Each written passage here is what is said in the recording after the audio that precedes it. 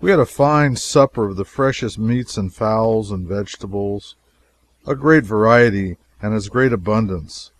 We walked about the streets some afterwards, and glanced in at shops and stores, and there was fascination in surreptitiously staring at every creature we took to be a Mormon. This was a fairyland to us, to all intents and purposes, a land of enchantment and goblins and awful mystery. We felt a curiosity to ask every child how many mothers it had and if it could tell them apart. And we experienced a thrill every time a dwelling-house door opened and shut as we passed, disclosing a glimpse of human heads and backs and shoulders, for we so longed to have a good, satisfying look at a Mormon family in all its comprehensive ampleness, disposed in the customary concentric rings of its home circle. By and by, the acting governor of the territory introduced us to other Gentiles, and we spent a sociable hour with them. Gentiles are people who are not Mormons. Our fellow passenger, Bemis, took care of himself during this part of the evening, and did not make an overpowering success of it either, for he came into our room in the hotel about 11 o'clock, full of cheerfulness, and talking loosely, disjointedly, and indiscriminately, and every now and then tugging out a ragged word by the roots that had more hiccups than syllables in it.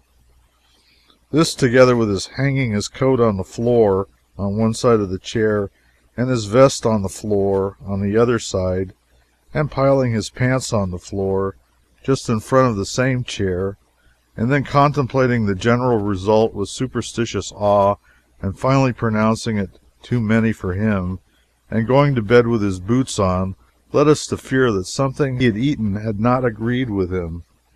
But we knew afterwards that it was something he had been drinking. It was the exclusively Mormon refresher, Valley Tan. Valley Tan, or at least one form of Valley Tan, is a kind of whiskey, or its first cousin. It is of Mormon invention and manufactured only in Utah. Tradition says it was made of imported fire and brimstone.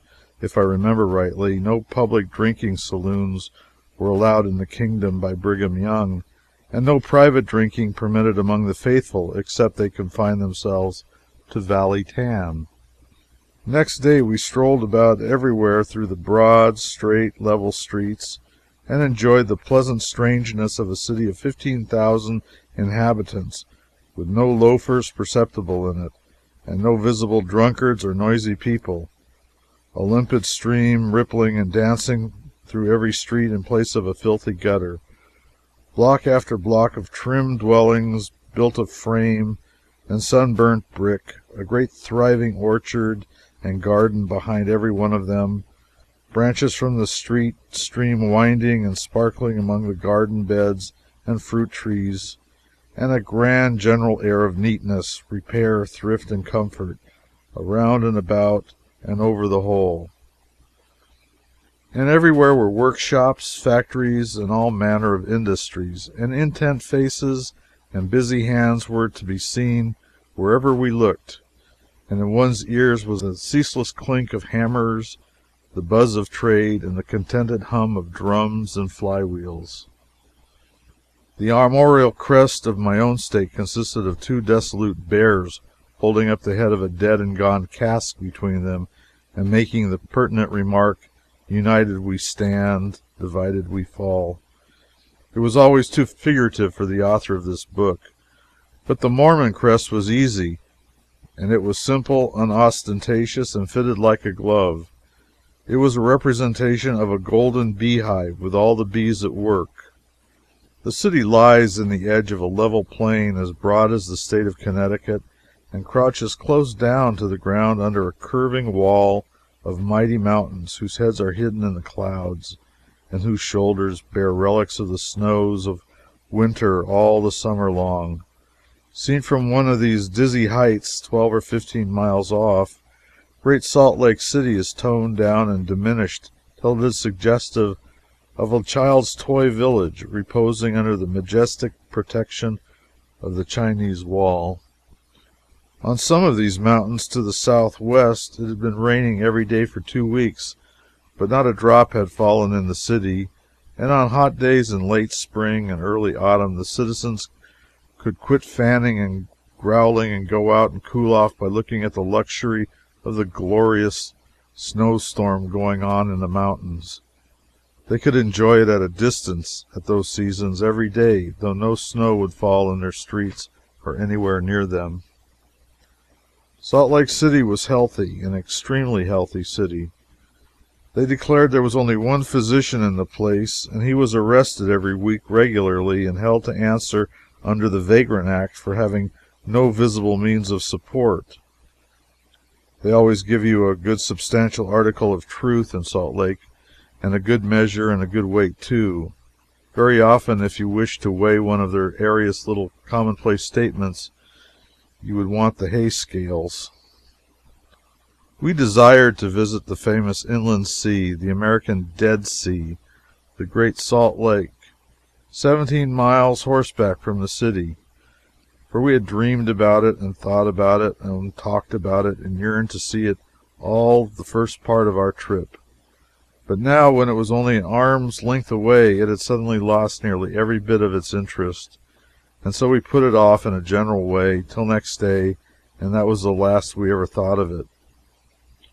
We dined with some hospitable Gentiles and visited the foundation of the prodigious temple, and talked long with that shrewd Connecticut Yankee, Heber C. Kimball, since deceased, a saint of high degree and a mighty man of commerce. We saw the tithing house and the lion house, and I do not know or remember how many more church and government buildings of various kinds and curious names. We flitted hither and thither and enjoyed every hour, and picked up a great deal of useful information and entertaining nonsense, and went to bed at night satisfied.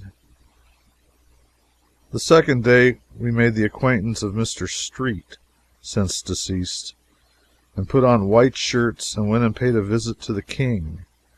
He seemed a quiet, kindly, easy-mannered, dignified, self-possessed old gentleman of 55 or 60, and had a gentle craft in his eye and probably belonged there. He was very simply dressed and was just taking off a straw hat as we entered.